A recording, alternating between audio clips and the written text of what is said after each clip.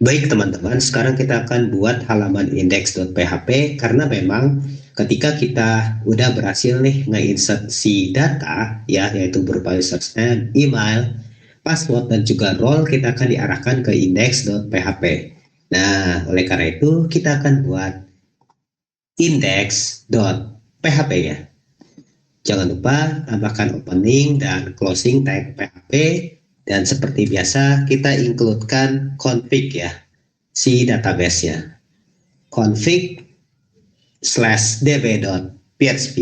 Kemudian kita akan ambil sessionnya ya, karena ya lagi-lagi kita ingin menyimpan informasi users, makanya kita butuh session.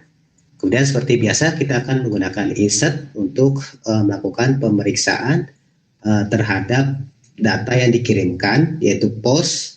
Tapi untuk saat ini berarti daripada button login ya. Kalau sebelumnya kan dia di-trigger menggunakan register, tapi untuk saat ini dia di-trigger atau dijalankan atau dieksekusi oleh si button login, seperti itu. Nah, kemudian di sini untuk login ya berarti dia hanya butuh email dan password saja ya. Oke, email, password. Oke, kemudian di sini saya akan tambahkan password, post password.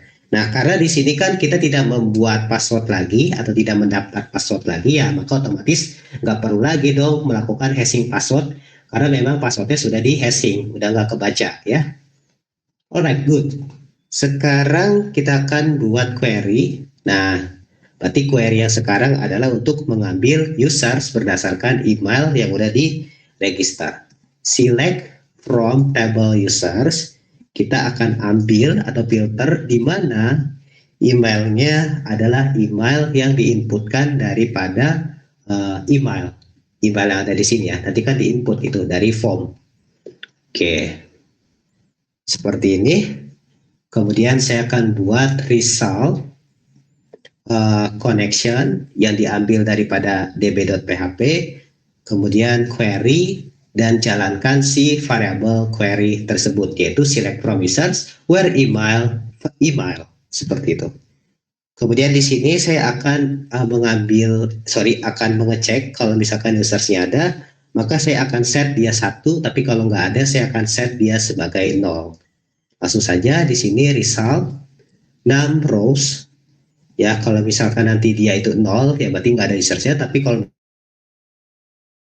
ada usersnya. Nah, setelah itu saya akan tambahkan variabel data, kemudian result, kemudian fetch assoc. Ini juga udah pernah kita pelajari ya di materi PHP. Ini dia buat nge-return data dalam JSON. Nah, kemudian setelah itu saya akan menambahkan password verify. Oke, password verify. Kemudian di sini password.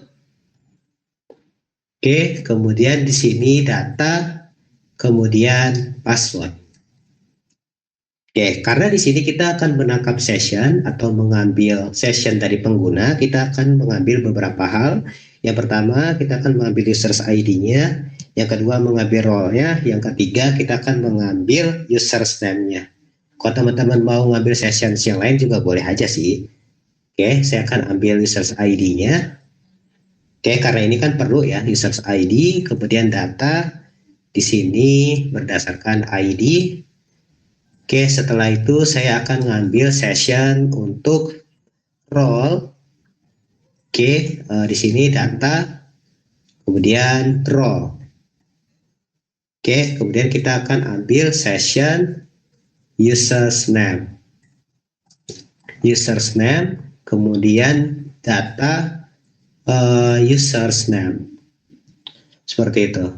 Nah, kemudian di sini saya akan membuat if data ini itu untuk memeriksa sebenarnya yang login ini role-nya apa sih. Kalau misalkan dia role-nya sebagai admin, ya maka nanti dia akan diarahkan ke admin. Terus kalau misalkan role dia sebagai users, ya dia akan diarahkan kepada users. Ya intinya kayak begitulah ya logiknya ya. Nah di sini saya akan set role admin. Kalau dia admin, saya akan arahkan dia atau locationkan dia ke halaman admin yang berada di dalam folder ke halaman dashboard yang berada di halaman jika dia role adalah admin, maka saya nanti akan arahkan dia ke dashboard PHP yang mana dia berada di folder admin, kayak begitu.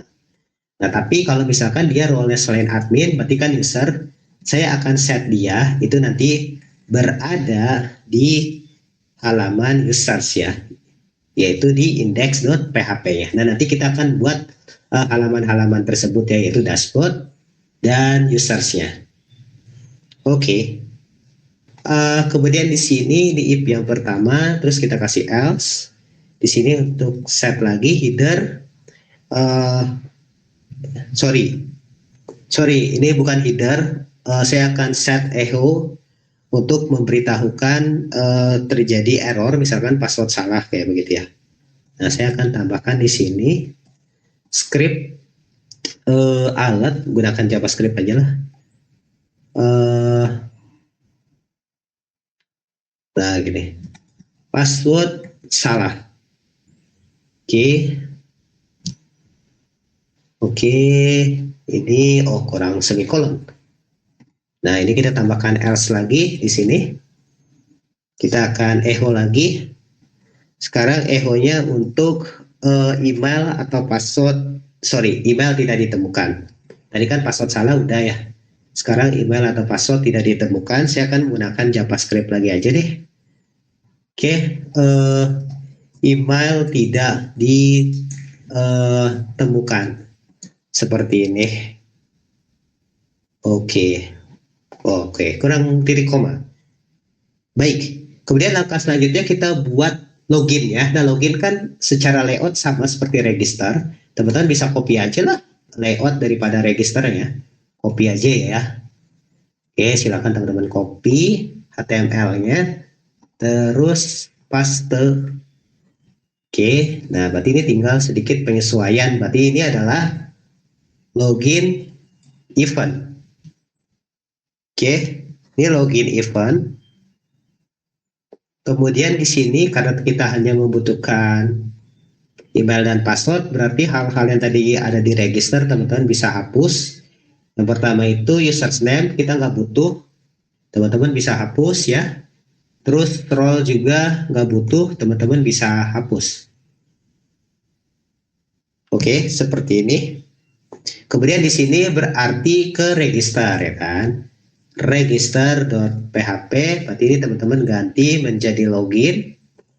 Dan name-nya juga ganti menjadi login. Nah, berarti di sini need account, maka dia harus register ya. Need an account. Kalau misalkan bahasa Inggris saya salah, boleh diperbaiki ya. Di sini register. Oke. Oke, gini ya. Oke, sekarang kita back ke browsers. Ini kita back lagi, teman-teman ganti URL-nya menjadi login.php. Kok PPH sih? Aduh. PHP. Oh, bukan login, index ya. Index.php. Nah, ini. Oke. Untuk P-nya kayaknya akan saya rubah sedikit kali ya kata-katanya ya. Harusnya ini adalah login to event. Login to your event account. Ya biar UX-nya dapat aja lah ini.